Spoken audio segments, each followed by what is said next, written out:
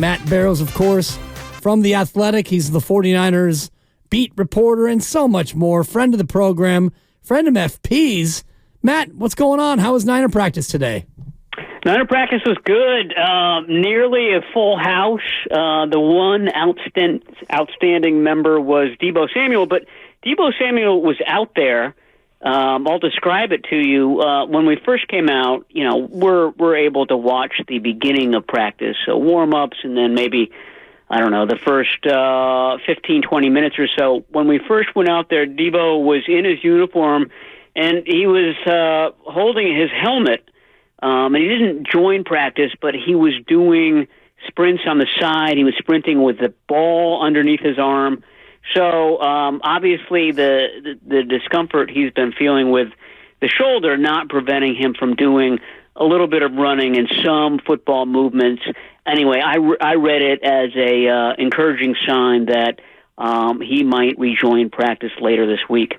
That's good to hear. And so you guys are out there for 15 to 20, and then there's a horn that goes off, and they just politely shoo you to the exit?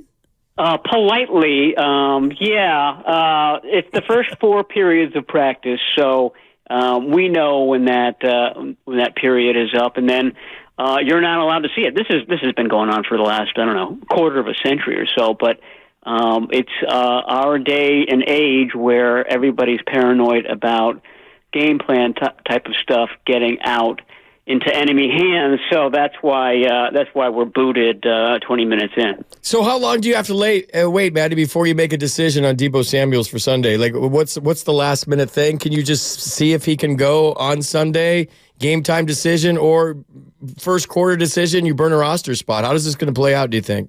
Yeah, I think that they want to have an idea about whether he can play. Obviously he's reached a point where he doesn't need to practice during the week to play. He's reached that veteran status. But, as we saw on Saturday, it's sort of a big deal when you think he's going to play and he comes out of the game, because not only do you not have Deebo Samuel anymore as a weapon, but there are all sorts of kind of play sheet issues that can rear their ugly head. That's why you saw Juwan Jennings in the backfield taking a carry and losing a yard on the very first play of the third quarter. It was kind of born of the fact that usually Debo is out there, and a run to Debo makes a lot of sense. So, like I said, I think it's a pain management thing. The Kyle Shanahan absolutely danced around the real diagnosis, the precise diagnosis of the shoulder issue. So they don't want to tip off the Lions on exactly what's happening. But it's clear that it was too painful for him to play on Saturday. It was too painful for him to practice today. But that pain has been diminishing during the week, and obviously the hope is that it goes down enough that they have a pretty good sense of whether he's going to play on Sunday. Matt Barrows from The Athletic here on 95.7 The Game with FP and Dibs. FP in for Mark Willard. So what does the rest of the week look like in terms of Niner practices? And I know you mentioned that Debo doesn't necessarily have to practice to be able to be up on game day, but what else do they have on the docket the rest of this week that he'll either be a part of or not be a part of? Yeah, the Thursday practice is their big practice. That's the one where, you ideally want to have everybody back for it. So, you'll get a Trent Williams who gets a rest day on Wednesdays. That's because the Wednesday practice, frankly, isn't as important as the Thursday practice. That's where they install third downs. That's sort of the nitty-gritty practice. It's a very intense practice. A lot of players who have played elsewhere in the league are struck by that early in the season. They don't practice as intensely, as vigorously as the 49ers do in most other NFL cities.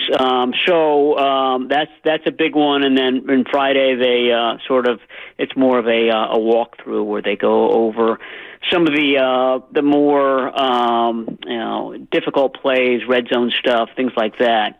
And then it's one more walkthrough on Saturday, and then it's game time. Game time, baby. We'll see what happens. I'm worried about the Lions, Matt. I don't know why. I think they have momentum. They have the physicality. They do have a running game. There has to be some sort of emphasis on stopping the run this week, right? I mean, Kyle talked about that they have to be better at it, but they weren't very good against the Packers in the run defense. And there was some times this season when they weren't the Niners defense we're used to against the run. No, absolutely. I mean, it's no mistake that 3 of the 4 teams remaining in the playoffs are among the top 5 teams in rushing this year. This is what they do. And I'm talking about the Ravens, the Lions, and the 49ers. And I've got to believe that the Lions saw the 49ers-Packers game and said, okay, this is where we're going to win this game. We're going to run the ball like we have all season. We're going to take advantage of this 49ers defense, and in doing so, we're going to keep the ball out of Brock Purdy's and Christian McCaffrey's and Brandon Ayuk's hands. It's hard to kind of pinpoint one area. It's somebody is lapsing on every play. I mean, for example, earlier in the year, you could say, Dre Greenlaw, he's not himself. He's working through all sorts of issues. That's the reason why this run defense hasn't been as good as it has. I thought that Greenlaw played really well. Greenlaw looked like Greenlaw on Saturday. It wasn't him. He wasn't the reason for it. It's just everybody working in unison. I think that 53 of the Packers' rushing yards came on one play, and there were all sorts of errors on that play. The biggest one, that the free safety, Logan Ryan, he's the eraser. He's the one that needs to step up and make sure that a 8-yard run doesn't turn into a 53-yard run, and he frankly whiffed on that play. So I don't know if that's a way that the 49ers can improve on that. Having Jair Brown come back into a starting role was sort of a surprise when he wasn't in that role to begin Saturday's game, and frankly, it came back to bite the 49ers. Is he going to be healthy enough to take that spot? And the other question that many fans have is the Ambry Thomas conundrum with the 2 big pass interference penalties that he absorbed against the Packers. Is there a chance that Shanahan and Steve Wilks make a change there as well? Yeah, it doesn't seem that way because their options are Darrell Luter, a rookie, and from the Jair Brown situation, we now know that the 49ers are very loath to play rookies in these big games. So I'd be very surprised if they put Luter into a big spot like that. And then Luter was up for the Packers game, and Samuel Womack was down. So that sort of suggests that the 49ers don't have full faith in Samuel Womack either. So I mean that's my read on the situation, and it looks like it's going to be another game with Ambry Thomas back there. I mean, I think you're right though. It's clear that the Packers, in looking for defensive weaknesses, that was another one that they targeted. They said, okay, if we're going to go deep, let's go after Ambry Thomas. He's the the other 2 cornerbacks are terrific. I thought that Ward and especially Diamador Lenore had great games. That's the way the second half of the season went. The odd man out in that is Ambry Thomas. If you're going to attack somebody, you're attacking number 20. So Dre Greenlaw did have a good game, except for I just saw him run down Market Street in his uniform with the ball in his hand. He's still running around. That would be a good marketing commercial for the Niners in the offseason. Just have Dre just running through the city with the ball in his hand. Go down! 49ers, just keep running. People on the side of the street yelling, go down, totally. Go down, go down. All right, the Nick Bosa question. I got to ask you, Matty. Like, everyone's calling the show. Everyone's talking about it. Is there something off in his game right now, or are we just being way too critical? In the pass rush game, no. Yes. I mean, this question's popped up at various points this season because his sack numbers are so low and because the 49ers didn't get a sack Saturday against Jordan Love. But, you watch the tape and you see him. I thought it was him and really Eric Armstead stood out on the defensive line. They're both getting there. You have to give some credit to Jordan Love. I thought he did a good job of getting rid of the ball, threw the ball away a couple of times, just was able to, even when the 49ers got contact against him, to get rid of the ball. When you've got arm talent, you're able to do that. It's something that not every quarterback can do. Now, if they got the same sort of pressure against Jared Goff, my thought is that some of those pressures, some of those quarterback hits, turn into quarterback sacks on Sunday. Did Kyle address the run-pass mix at all, either today or earlier in the week, in terms of maybe not feeding McCaffrey as much as he would have liked, or not even using J.P. Mason or Eli Mitchell at all in the ground game?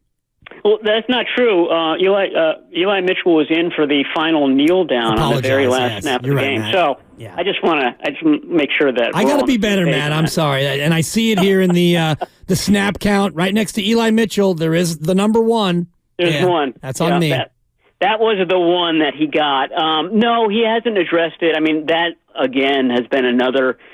Something that's been raised throughout the season. The Packers played, 7, sometimes 8 guys in the box all game. So they were basically daring the 49ers to throw the ball. I don't think that Kyle Shanahan wanted to kind of run against a heavy box like that, and that's why he didn't go as often, although, I mean, to your point, when the 49ers did run the ball, they had success. And, we talk about rest and the effect that it had on the team.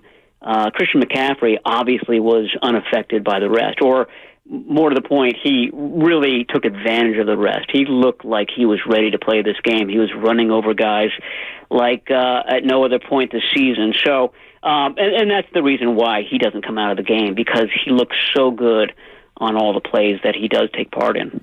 If Debo doesn't play for some reason, and I'm with you, I think he's going to find a way to play, at least find a way to give it a go. Does that change the emphasis on Christian McCaffrey? Is he going to be? Are they going to get tricky and use him at receiver more, and Elijah Mitchell in the backfield? Like, what's your opinion? What are the adjustments the Niners offense has to make if Debo's not available on Sunday? Yeah, I mean, there's only one other guy that gives them any sort of semblance of that, that Deebo Samuel type style, and that's Ray McCloud. He's Debo's understudy, so to speak. Obviously, it's a different body type, but McCloud can do some of the same things that Debo does, work out of the backfield, things like that. My thought is that they shouldn't overthink it. Right. Juwan Jennings is your number 3 wide receiver. So if number 2 goes down, you just give the bulk of the work to number 3. And you sort of have this might versus right, this very mighty offense with Jennings in it. Maybe it's not quite as versatile as a Deebo Samuel offense, but he stepped up, I thought. He made some big-time catches, some big-time moves after the catch as well. He's gotten really good at sort of giving that quick juke and then, gaining another 4 or 5 yards and picking up the first down. So that's how I would do it. But, the 49ers seem to kind of dispense those Deebo Samuel snaps almost equally between Ray McCloud and Juwan Jennings. Matt Barrows from The Athletic here on 95.7 The Game. It's Willard and Dibs with FP in for Mark. We talked a lot about pressure earlier in the show, Matt. Who do you think is under more pressure heading into this Sunday game? Is it Kyle Shanahan and his legacy, or is it Brock Purdy and his reputation around the league? I mean, both of these guys, I think, my thought is that Brock Purdy is going to respond very nicely to this game. I mean, there were reasons why he was so off against Green Bay. And when that happens, he usually has a very, very good game the following week. I think the forecast is in his favor. I think it was something like 71 degrees and partly sunny on Sunday. So that's going to help. But I think that this past game, there's already a chip on the guy's shoulder. I think this only kind of adds a little bit more weight to that chip, and I think he's going to be ready and have a really nice game. So, how did he look at practice today? Was it raining down there? And how did he throw the wet ball in practice today? Are we overanalyzing this guy, Matt? Well, no, I mean, I think it's a known fact now that he doesn't play very well in the rain. I mean, he said as much after the game that he was kind of going back and forth about wearing a glove, and you saw that some of the short passes were off target. That's sort of a counterintuitive thing with a wet ball. Is you would think that the easy throws that are the shorter ones. Sometimes it's the opposite, because you have to get rid of those quick throws so quickly that you don't have a second to sort of get a good grip on the ball. We saw that happen with Trey Lance a couple of years ago in that opener in Chicago. He was missing easy screen passes to Deebo Samuel because he had to get rid of it so quickly, and you just don't have the right grip on the ball. So that was something that Brock Purdy was struggling with on Saturday. He struggled with it when it got a little rainy in Cleveland earlier in the year. Last year's playoff opener against Seattle, he didn't open the game very well. And why was that? Well, it was wet. It was raining to begin that game, and the rain went away. On Saturday, the rain only seemed to get more intense as the game went on, and so that's why you saw Purdy. He looked great on some plays. He looked bad on others. It was, I think the rain was very much a big part of that, and he was trying to adjust the whole time. Well, we're looking out the window here in downtown San Francisco, and there's actually blue sky, and the sun is peeking through. So it looks like we've got smooth sailing heading into Sunday. Matt, thank you for joining us and taking a few minutes out of your time. We always appreciate it here. Anytime, guys. Talk to you soon.